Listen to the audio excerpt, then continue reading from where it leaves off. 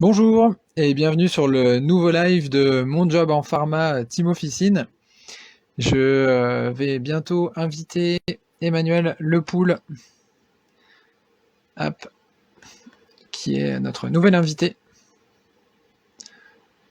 C'est parti, lancer un direct. Bonjour Rose, je vois que les personnes sont en train de se connecter. Donc Emmanuel, en attendant qu'il nous rejoigne, est adjoint. Et voilà. Emmanuel, tu m'entends bien? Oui, bonjour. Ok, super. Bonjour Emmanuel. Donc nous sommes en direct, le live commence tout juste. J'étais en train j'allais commencer à te présenter, mais je pense que tu vas le faire mieux que moi.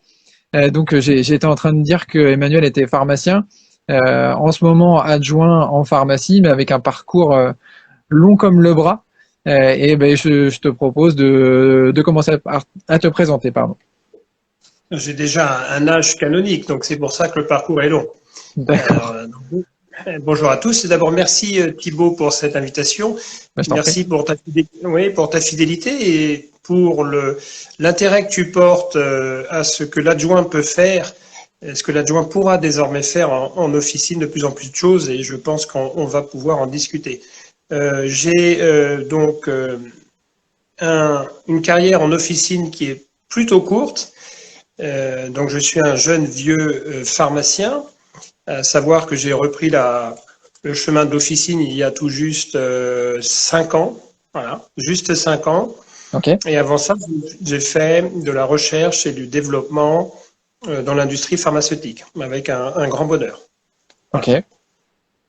Sur différents labos, hein, si je me trompe pas.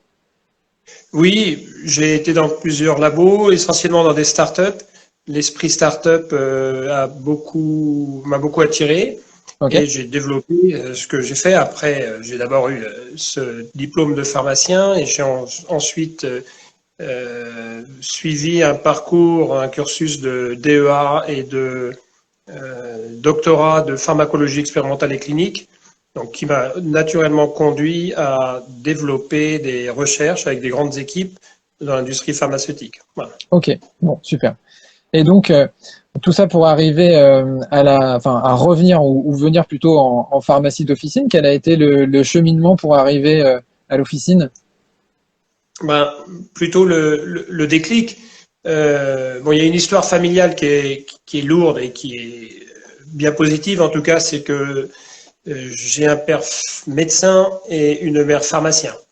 Donc, j'ai toujours baigné dans cette ambiance, dans cet échange. Bon, pluriprofessionnel certes, mais dans ce souci du patient, souci du service également, hein, qui compte beaucoup et beaucoup pour tous les adjoints qui sont au comptoir. Au comptoir, c'est le service. Je voulais pas faire pharmacie, je voulais pas faire médecine, donc j'avais trouvé que c'était loyal de faire de la recherche en pharmacologie et certainement en système nerveux central, puisque pour l'anecdote, ça c'est pas une anecdote pour lui, mais mon père était neuropsychiatre. Donc il a important de concilier le plaisir des deux dans un métier qui n'était ni celui du père ni celui de la mère. Voilà. À partir de là, de grandes années de recherche dans l'industrie pharmaceutique, un switch vers le business développement scientifique par après, et puis à un moment donné un déclic, une envie d'aller finalement découvrir le patient, comme tu le dis, que je ne connaissais pas. Donc je ne suis pas un recommençant en officine parce que hormis le stage de fin de première année, je n'avais pas travaillé au comptoir. Ok, ça marche. Et donc, alors moi, ce qui m'a donné envie de commencer à échanger avec toi, c'est sur un autre réseau social, LinkedIn, mais je voyais que tu étais pas mal actif sur différentes thématiques, la formation, la volonté de mettre en avant aussi l'exercice d'adjoint et d'assistant en pharmacie. Et c'est comme ça qu'on a commencé à échanger. Et, enfin, je te sens très dynamique sur le sujet.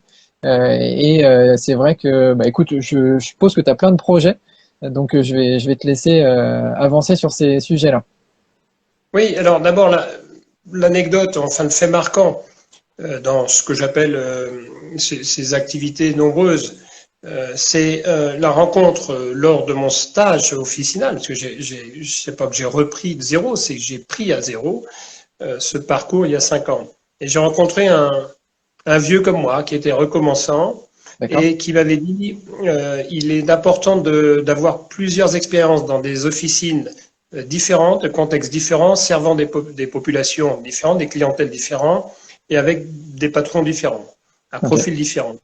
Et finalement, c'est ce que j'ai fait et bien m'en a pris puisque j'ai pu finalement, à partir de là, définir le pharmacien que je voulais être, le pharmacien que je pouvais être, et puis d'avoir eu, si tu veux, l'envie de développer finalement ma propre patte, quoi. Bon, tout ça toujours au service d'une équipe, au service d'un patient et au service d'un titulaire, hein, bien entendu. Ne pouvant pas et ne voulant pas, je pense, devenir titulaire, il m'a semblé important d'avancer sur le chemin d'un adjoint accompli et heureux. Et en tournant la tête à droite à gauche, je me rendais finalement compte que beaucoup de gens avaient envie d'une initiative où des adjoints qui sont heureux d'être adjoints et qui ne sont pas frustrés de ne pas être titulaires pouvaient s'y retrouver. Et de fil en aiguille, avec des posts sur les réseaux sociaux qui ont eu un certain écho, on a monté avec Pharma Radio qui est venu me chercher une émission qui a eu pas mal d'écho, qui s'appelait La Brigade et qui mettait en lumière le rôle de chacun et de chacune, des adjoints, mais également des préparateurs. On pourra peut-être y revenir. Ce que je disais toujours, c'est sans brigade dopée, il n'y aura pas de révolution possible des services plus à l'officine. Donc, à partir de là, j'ai creusé le sillon et fait le chemin d'un adjoint heureux et accompli, polyvalent. Ok, génial. Et en effet, c'est très intéressant d'inclure dans ta réflexion les préparateurs en pharmacie qui font partie prenante de l'équipe officinale. Oui, si tu me lances là-dessus, il va te falloir une demi-heure. Ouais, non, on est limité. On pourra en faire un prochain sujet là-dessus. Je vais faire très court. Je peux renvoyer les gens à tous les podcasts qui sont encore disponibles sur Pharma Radio pour expliquer que c'est plus qu'un tandem. La brigade, c'est pas seulement les adjoints d'un côté, les préparateurs qui essayent d'interagir au mieux. C'est vraiment un corps nouveau entre les préparateurs et les adjoints qui font que dans les équipes officinales, entre le back-office et le comptoir, tout se passe très bien. Chacun tire tout le monde vers le haut, tout le monde apprend de tout le monde, et puis une organisation qui est béton pour libérer ce temps officinal, qui n'est plus seulement du temps pharmacien, comme on dit, le fameux temps pharmacien, qui est aussi du temps préparateur. Et à la fin, comme je dis, ce sont les patients qui gagnent avec un service de qualité. Donc c'est fondamental. Ok, complètement. Bon, excellent. Du coup, on est passé on est parti de l'industrie vers l'officine, la découverte. Alors c'est drôle, peut-être 30 ans après des différents types de pharmacies. Maintenant, enfin avec un passage aussi sur Pharma Radio, pigiste aussi, j'ai cru voir pour un magazine pharmaceutique. Alors j'ai vu aussi que tu étais très intéressé et moteur sur le sujet de la formation des adjoints, de l'équipe officinale sur différentes thématiques. Je sais pas si tu veux aborder ce sujet-là ou pareil, si on arrive à faire assez concis sur le sujet. Ou... Oui, je vais réussir à être concis, Thibaut. Il est évident que recommençant et ayant une science livresque pharmacologique, je me suis vite rendu compte qu'elle n'était pas du tout adaptée à la problématique et aux oreilles des patients. Ouais. Donc je pouvais parler de produits qui allaient sortir dans 10 ans, j'étais incapable de formuler un bon conseil. Je parle des premiers mois, et c'est tout l'apprentissage. Donc l'apprentissage, c'est automatiquement la formation. À partir de là, il est indispensable pour le pharmacien, le préparateur, d'être à jour sur ses connaissances. Et puis, un des thèmes qui m'anime énormément, qui a d'ailleurs fait l'objet d'un article récent dans le Club des adjoints, et on va en parler, ouais. C'est l'indépendance professionnelle du pharmacien, certes, mais l'indépendance professionnelle de l'adjoint, qui reste un cadre de santé salarié, mais qui a exactement le même pouvoir, je vais dire, que le pharmacien titulaire pour servir. Voilà, et les mêmes devoirs, des mêmes contraintes et les mêmes droits également. Donc, sans formation, Thibaut, si tu n'es pas formé, si tu n'es pas à jour sur tes connaissances réglementaires, techniques, pharmacologiques, tu ne peux pas prétendre refuser une délivrance ou au contraire donner une délivrance qui serait un peu hors cadre sans pouvoir absolument l'assumer et l'expliquer. Donc la formation est indispensable. Et je dirais rapidement qu'une formation que l'adjoint s'offre également, parce que le titulaire ne peut pas assurer les desiderati de formation de toute l'équipe, c'est pas possible. Hein, il a ses priorités, il doit faire tourner sa boutique et former les personnes sur des thématiques précises. Il ne peut pas former toute l'équipe sur tout. Ouais. Donc, il est vraiment important que l'adjoint se prenne en charge et mette au pot, comme je dis, pour assurer sa propre formation. C'est son employabilité qui l'assure et c'est aussi la sécurité de son indépendance. Ça marche. Alors, ça doit faire plaisir. Je vois qu'il y a Eureka Formation qui nous a rejoint sur le live, organisme spécialisé du coup dans la formation continue sur des thématiques particulières, phyto, aroma, etc.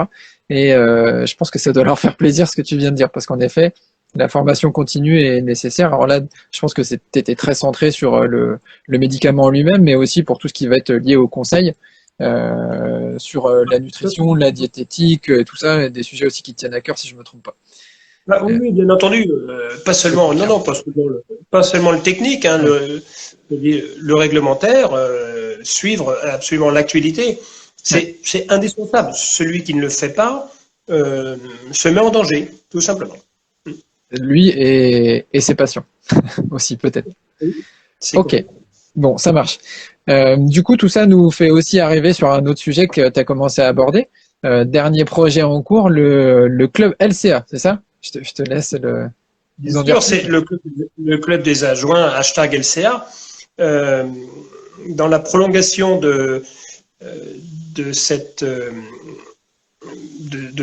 rubrique Pharma Radio, Giropharm, ce groupement, a eu la bonne idée de vouloir continuer l'aventure et de développer cette thématique. Et avec quelque chose qui m'a convaincu tout de suite pour faire une collaboration avec eux, c'est de s'occuper, certes, des adjoints qui sont en voie vers le titulariat, donc les adjoints qui ont le projet de devenir titulaire, donc de s'installer, comme on dit, et de s'occuper également de tous les autres. Donc, ça m'a absolument convaincu de m'installer avec eux et on a commencé depuis octobre pour réunir une base documentaire, une base d'information, une base d'entraide. Et il sera question, bien entendu, des jobs. Hein. La situation en pharmacie pour le recrutement des adjoints est vraiment très, très compliquée dans beaucoup de zones de France. Donc, bref, beaucoup de thématiques, des thématiques RH, sur la base d'articles au début de semaine, un peu plus détendu en fin de semaine avec un mot d'humour, avec un portrait, des portraits, parce qu'il va être question d'incarner aussi les pharmaciens avec beaucoup de portraits, beaucoup d'histoires, parce qu'il s'agit d'histoires, la mienne et de beaucoup d'autres, et on espère qu'il y aura encore beaucoup plus d'histoires de personnes qui vont revenir avec des expériences diverses, des carrières différentes pour revenir en industrie, et puis certainement susciter chez les jeunes une envie de venir faire notre métier, je dirais notre métier pluriel, parce qu'on peut y faire plein de choses, Thibaut. Et donc, Giropharm, qui s'occupe de tous ces adjoints, et des autres d'ailleurs, a eu cette bonne idée de mettre en place, avec des moyens, le club des adjoints, que vous retrouvez aujourd'hui sur tous les réseaux, et puis plus tard, vraiment une base documentaire accessible à tous pour s'informer sur le métier. Donc je dis que ça concerne les étudiants qui sont à devenir, les adjoints actuels qui ont envie d'avoir un autre éclairage sur leur métier, et puis les adjoints qui ne le sont pas encore, mais qui sont des pharmaciens, donc qui ont toujours cette unicité de diplôme et qui peuvent venir rejoindre le bataillon des adjoints. Je te redis, mais tu es le premier concerné. Nous manquons d'adjoints dans nos officines françaises. Complètement, en effet. Et oui, et là, on refait le parallèle avec Team Officine, le sujet qui nous concerne, forcément le recrutement. Et en effet, je te confirme que c'est extrêmement compliqué en ce moment de recruter dans quasiment toutes les pharmacies de France sur des diplômes de pharmaciens, mais aussi de préparateurs. Et donc oui, on lance un message, hein, si jamais il y a des pharmaciens industriels qui s'ennuient dans leurs entreprises actuelles et qui souhaitent retrouver du contact patient. Je pense qu'il y a pas mal de place à pourvoir. Et avec aussi des nouvelles missions, enfin, on sort un peu du sujet du pharmacien adjoint qui n'est juste là que pour dispenser des boîtes au comptoir. Il y a quand même pas mal de nouveaux sujets qui arrivent, et puis aussi peut-être des expérimentations à mettre en place en pharmacie, des choses à créer, à développer. Et je pense que tu es un bon exemple justement de personnes qui insufflent de l'énergie et du dynamisme dans tout ça, avec peut-être des nouvelles idées aussi. Ou voilà. Donc Alors, c'est gentil. Donc, je suis certainement pas le seul. Il faut aussi trouver les bons environnements, les bonnes équipes et les bons titulaires. Parce qu'il y a toujours un titulaire qui vous correspondra plus qu'un autre, un environnement qui vous correspondra plus qu'un autre, c'est sûr. Donc il faut faire des expériences. Ce que je dis toujours, c'est que il faut adorer le comptoir avant tout. Donc adorer le comptoir, c'est le contact des gens, c'est adorer servir, adorer conseiller. Et puis, à partir de là, on peut construire autre chose. On peut poser, comme tu dis, le projet des missions diverses et variées. Bon, on a beaucoup de variétés dans le métier. C'est une évidence maintenant. La variété de la journée est plurielle, comme je dis. Et puis, on a la possibilité, si on a eu des envies, si on a eu une histoire, par exemple, j'ai une histoire avec l'industrie, automatiquement, le développement, les projets à cinétique différente de ceux de l'officine, c'est de continuer ces activités sous forme de consultance. D'autres adjoints continuent de collaborer avec la presse médicale, la presse pharmaceutique. D'autres adjoints et adjointes se font un plaisir de former dans la semaine. Mais je dis que tous ces adjoints qui font autre chose, j'en suis un exemple, réunissent plusieurs plaisirs, ont d'autres projets, c'est-à-dire des projets, je redis toujours, à vitesse différente, avec d'autres équipes, ça fait sortir et ça fait ramener de la connaissance au sein même de l'équipe. Je connais des titulaires qui sont très contents que leurs adjoints puissent faire autre chose. Et puis, pragmatiquement, prosaïquement, je voulais dire, ça met un peu de beurre dans les épinards, ce qui est pas mal, parce que ce qui est dit aussi partout, c'est que les adjoints ont des salaires qui sont pas ceux qu'ils souhaiteraient peut-être avoir. Alors, ceux qui viennent de l'industrie, c'est toujours compliqué, parce que là, le salaire va être divisé par 3, par 4. Alors, il y a d'autres plaisirs, il n'y a pas que l'argent dans la vie. Mais si on peut garder du lien avec sa vie précédente, garder un fonds d'expertise, en faire bénéficier d'autres personnes, en même temps être très épanoui parce qu'on participe à d'autres projets et on est au cœur d'autres équipes, eh ben c'est formidable. Et ça se passe, c'est la réalité et c'est possible. C'est tout à fait possible. Donc c'est ce qu'il faut encourager les industriels à revenir et les futurs adjoints à se dire qu'ils pourront un peu se faire un travail à la carte. Parce que là, les titulaires, je peux vous dire, ils sont tellement dans la panade pour trouver des adjoints qu'ils accommodent les emplois du temps. Maintenant, il y a les journées continues dans beaucoup de pharmacies, il y a les horaires qui sont adaptés, et finalement, il y a des titulaires qui arrivent à manier des plannings gigantesques avec beaucoup de personnes dans l'équipe pour que tout le monde y trouve son compte et fasse d'autres activités. Et ces activités, elles ne sont pas forcément dans le domaine de la santé ou dans les domaines connexes de la pharmacie ou de la médecine. Elles sont dans toute autre chose, dans la formation, mais qui restent connexes. Mais ça peut être dans l'art. Je connais des adjoints ou des préparateurs qui servent dans des bars et c'est indispensable pour leur équilibre. Donc, donnons les possibilités, davantage de possibilités pour que tout le monde y trouve son compte. À la fin, je dis toujours, c'est les patients qui gagnent. Ok, que tout le monde soit épanoui dans son emploi. Oui, bien sûr. Complètement. Les adjoints Si tu as des adjoints frustrés au comptoir, il y a quelque chose qui cloche. Et le service peut pas être optimal. C'est des adjoints qui sont valeureux, qui sont peut-être épuisés, épongés par cette crise, ou en tout cas la crise a peut-être révélé un ras-le-bol. Mais c'est le moment, avec tout ce qu'on fait aujourd'hui, de discuter avec les titulaires pour faire part de vos projets. Allez-y, les portes sont toujours ouvertes. Hein.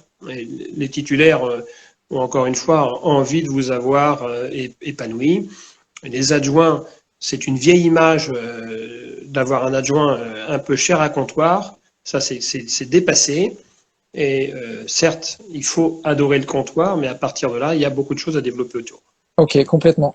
Et je vais aller dans ton sens, en effet, il faut toujours essayer d'être force de proposition, surtout si on a des idées, parce que si on ne les soumet pas, l'interlocuteur ou le manager ou le titulaire, c'est pas forcément qu'il y a ces idées qui peuvent être parfois très bonnes et qui sont en attente, en train de dormir, alors que si elles étaient exprimées, elles pourraient être mises en place dans la pharmacie ou ailleurs, ou voilà. Ben, d'autant qu'il y a des pharmacies où tu peux ne pas voir ton titulaire. Hein, des grosses pharmacies où le titulaire n'est plus au comptoir. Hein, il y a des relais de management, et que les remontées se font, mais se font pas directement. Où il y a des officines où le back-office fait 30 mètres carrés et là, tu es toute la semaine avec ton titulaire aussi. Donc, c'est d'autres complexités, d'autres bonheurs, d'autres désavantages. Mais encore une fois, c'est à toi d'expérimenter ton cadre de travail, je dirais ton cadre de jeu, et de délimiter tes besoins et bien entendu de faire en sorte que ces besoins collent avec les besoins de l'entreprise. Il ne faut pas oublier qu'on est salarié, qu'à la fin, c'est quand même le titulaire qui paye ton salaire. Complètement. Ok. Bon, très bien. Ben, écoute, Emmanuel, merci beaucoup pour ce partage d'expérience, cette remontée alors un peu condensée d'une carrière relativement riche. Est-ce que tu as quelque chose à rajouter par rapport à tout ce qu'on a pu se dire avant de conclure? Bah, oui, c'est qu'il faut pas hésiter à faire ces retours en officine. C'est compliqué, donc on va détailler dans le LCA, le club des adjoints, des chemins. On va faire des portraits de recommençants.